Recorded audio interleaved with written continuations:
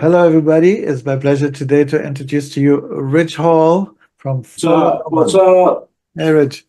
Hey, Hellman, how you doing, sir? Yeah, I'm good. Thank you. How are you? I'm fantastic. Good. Glad to be here. So please tell our friends, where are you at the moment? Where do you actually hail from? I hail from Colorado. I'm in one of the greatest states in the United States, and yeah, it's a beautiful time of year out here. Mountains are starting to melt down a little bit, and rivers are picking up. If you live in a mountainous area where you're at, or have ever traveled to the mountains, springtime is something special. So I'm just now getting my garden out. And for people here in the United States, they're probably saying, "Wow, you're getting it out late." No, it's what happens when you live up in elevation a little bit. Yeah, But yeah, just a great time of year all the way around. Especially we're getting into summer concert series. We're going to start, yeah. and all your favorite bands are going to be on tour, hopefully, and you get to see them and outdoor festivals, the whole nine. So great time of year. Glad to be here, man. Yeah, cool. Well, okay, tomorrow we have a release of a new single, a new song from you called Coming Home. So please tell us what the song is about. Yeah, well, I served two combat tours in the Gulf back in the day, and my dad was in Vietnam. My grandfather served in World War II, and military's kind of always been a little bit of a part of my life. But after I served and et cetera, and came back and had a chance to reflect, um, you know, I your views and just what you hold on to from those times changes, and just as we get older and our whole outlook on life. And I had this song, started writing the song when I was there, and didn't really complete it until maybe 3 or 4 years ago, actually, when Pedro and I started doing our thing as Follow No One. And we were just waiting for the right time to release the song, and waited and waited and waited, because some of this is all about timing, and now felt like the right time. And with our new arrangement with you guys, it just seemed right. So we decided to go ahead and release it, and it's a little bit of a departure from some of our other stuff, but hey, that's why we're called Follow No One. We can pull from a lot of different places musically, and we do that here, and I think you'll really enjoy the track. Yeah, well, I really like it. It's very nice. It's really Yeah, well done. you've actually heard it. Yeah. Yeah, absolutely. Yeah, you're the boss. You get to hear our Better songs hear it. before they get released. I better hear it. That's right. It's Otherwise, early it's here, y'all. not So. a good idea. Okay, so how long have you been over there in the army? Well, I was in the Army for about a little bit over about 3.5 years total, and I spent most of it deployed in Saudi Arabia. So that kind of, I did my thing, and I never really had a plan to, make a career out of that. It just felt like something I should do, since others in my family had. And quite honestly, after 2 tours and spending 2 Christmases away and all that stuff, I knew that that's not something I wanted to do with the rest of my life. So I was proud to serve, and proud to say, see y'all later too. Yeah, I understand. You Yeah, I know, you understand. know how it is. It's kind of bittersweet in a way, but Mm. God bless those that in any way, shape, or form, sacrifice something of themselves for someone else, or what they believe to be a good cause. When I was young, I grew up in West Germany. There was conscription, so Mm, everybody had to go to the army, and well, the two ways were to get out of it or not go to the army was if you do some social work in a hospital or anything like this, but 6 months right. longer than the normal conscription. So they had 18 months, and these people were doing Oh, 2 years. And I did 10 years. It's called a anti-catastrophe organization called THW in Germany. And oh, so you had to do 10 years every Friday night. or later on they changed it one weekend, one Saturday a month. And so that was my way of not having to go to the army back then in Germany. Well, it sounds like kind of like FEMA here for us, like disaster rescue It's and like that. It's like that. yeah, like earthquakes and hurricanes. I don't think you get many hurricanes in Germany though, do you? I No, think you're what hit. was our problem? I lived in a Yeah, city called Koblenz where the Mosel and the Rhine come together, yeah. and we always had flooding. So a lot of it was pumping out basements and, you know, and also one time when they're building the second bridge down there, the whole bridge collapsed, and so we Oh, had to wow. get people out of concrete, dead people out of, it's not nice. Oh, But so I learned all of that, which was actually very good for me for my life, and I learned how to get out of the window on a rope, but do all the knots and all kind of stuff. So yeah, well, but we'll yeah, just, so the song itself, yeah. it's about coming home. Tell us a little bit more about it, please. Well, it kind of, I can't ever write a song with, with trying to do something a little different with it. So this song has a kind of a dual meaning. Yes, it is about coming home, and it's about really what soldiers deal with, after the war is over and the bullets have stopped flying.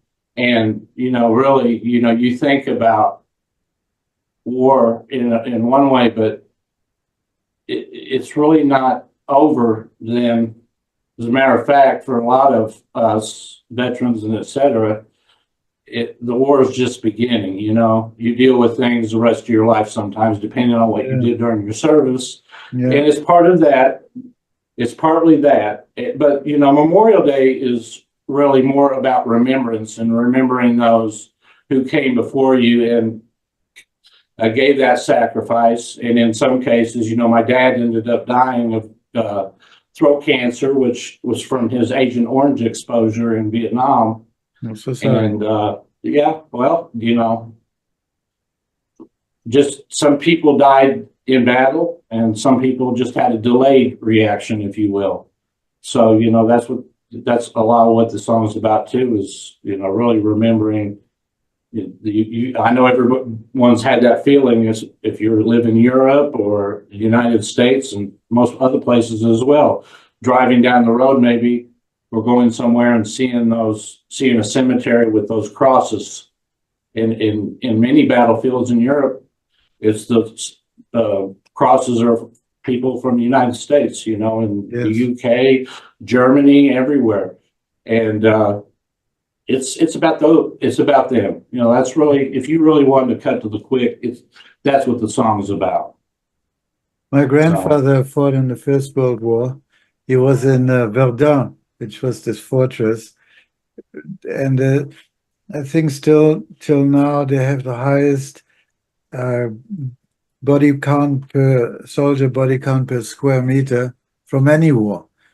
Um, and he was there 2 years, and it was a miracle that he got out of there alive. It's unbelievable because otherwise I wouldn't exist. So I know yeah, what you mean. Yeah. well, and in those cases in World War One, that was largely trench warfare, Hmm. and a lot of those soldiers, yeah, they made it out of that war, but they weren't ever the same, and they're shell shock is what they called it back then. Now they call it Yeah. PTSD. PTSD. Yeah. And yeah, there's a lot of people that deal with that, and my heart goes out to each and every one of them. I mean, So too. it's not easy, but we all have our cross in life to bear, as they say. Yeah. So for Yeah. some of us, it may be that, and but that's what we're just focusing on them for now. But we get to everyone else too eventually in the music. Yeah.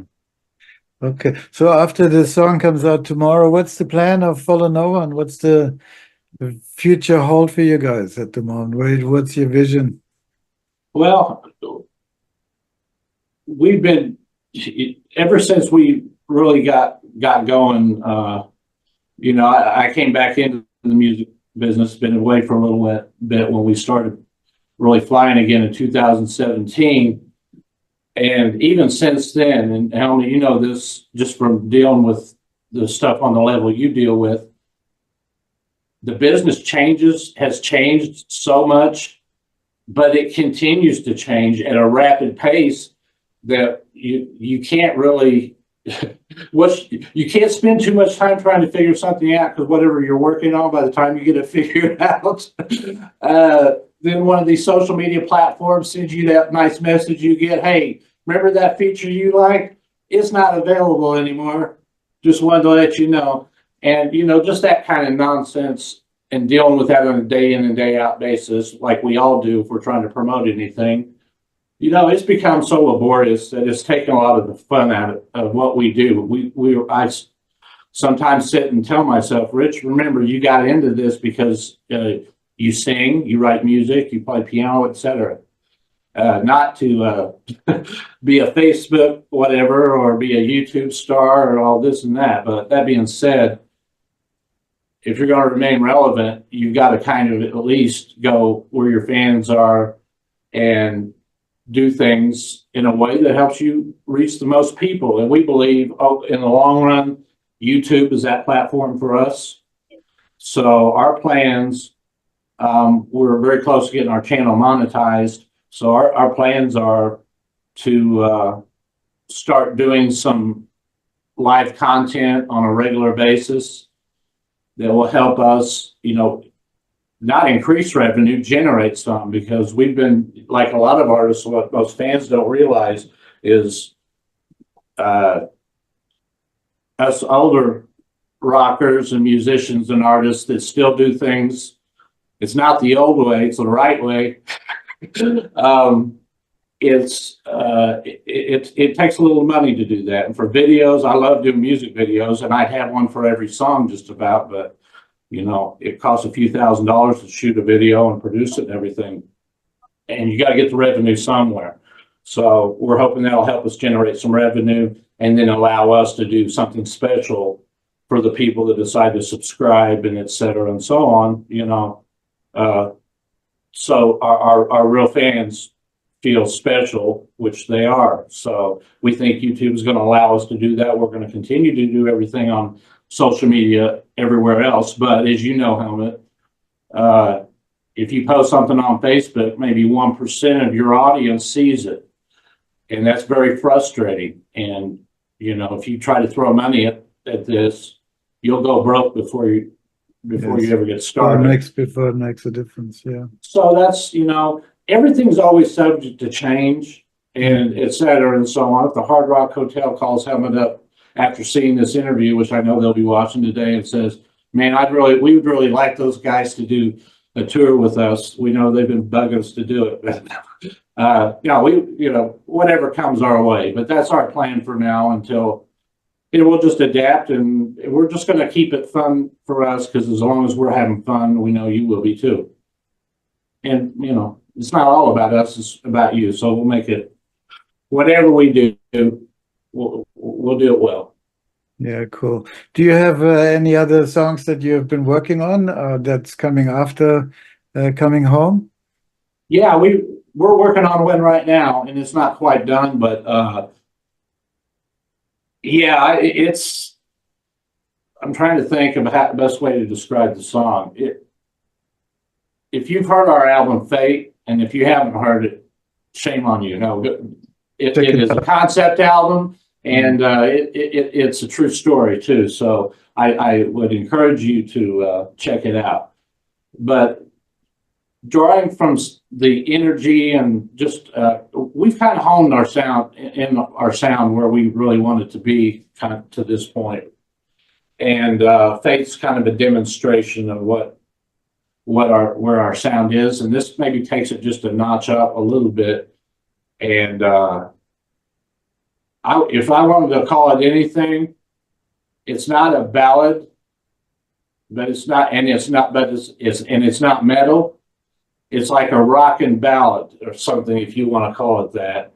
And it's just got a ton of energy. The message is good. The hook is fantastic. And I haven't heard that, so I'm looking forward to that. Yeah, we're going to let you, of course, you'll get to hear it. And we're When you're ready, no problem. we're in progress right now with that. We just kind of wanted to see where this single takes us and adjust accordingly. But we've got a lot. I've been writing.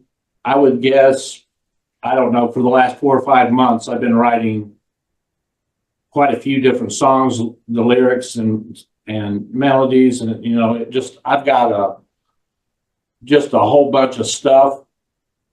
And now I just need to go through and organize it and say, okay, what do I got here? And I bet I've got quite a few solid songs out of that. And it just they need the right projects, and what may be put on a shelf. That's just how it is. Whatever turns me on at the time and fits with what we're doing at the time is what you all end up hearing. And just like this song, took us 4 years to release it. Well, I think it's going to be worth the wait. So yeah, no, it's a really good song. So coming out tomorrow, Coming Home. That's right. I follow no one. So at the end of our little interview, what's the message you want to give to your fans, your friends, your family, the world? What's your message? I'll tell you what. I'm on social media all the time. So this is a message I really want to leave with today. All the time. And man, it's just people fussing and fighting and feuding about half the time. And you got the other half of the people that are goofing off and having some fun. And this is, we don't talk politics on it, that. But this ain't a political statement either, but it kind of has to do with it. Y'all quit arguing over that nonsense. It ain't worth losing friends over and getting mad at each other. It's not. Because chances are you're both wrong in some way. And I see that I don't know why I'm bringing that up. I saw something that happened yesterday, and it really bothers me, because you know what? We've got such a polarized world at this point. My message is to everybody, chill the fuck out. We're all in this together. We all have to feed our families, pay our bills, put a roof over our head. We all want the same thing. We want to do that in peace and harmony. And in some cases, we just want to be left the fuck alone. Yeah. So whatever category you fall in there, I think there's hope. But quit letting these politicians and leaders rile you up against each other. Because you know what? While you're busy fighting, they're at the bar having drinks, having a few laughs over it. That's what I learned as I've gotten older, that all that nonsense, I get it. People, when they're younger, they're fired up. I was too. That's why I put this thing on back in the day. But when you get older and you have a few miles in the rearview mirror, you start to learn what's really important. Hopefully you do learn what's important out of life and what's worth it. And what's not worth your time and energy. And we're all guilty of getting aggravated at things when we look back on it. Man, that's stupid. Why did I even care? Well, let's try that now. So, yeah, my message is, hey, let's have a good summer, y'all. And if you're feeling a little mad, chill the fuck out. I'm right there with you. All right. Well, thank you very much, Rich. And we'll put this together and get it out there, and then good luck with the song. Can't wait for you all to hear this song. Yeah, with the song released tomorrow, Coming Home by Follow No One. All right? Yes, sir. Thank you. Speak soon, okay? Bye-bye. All right. Right on.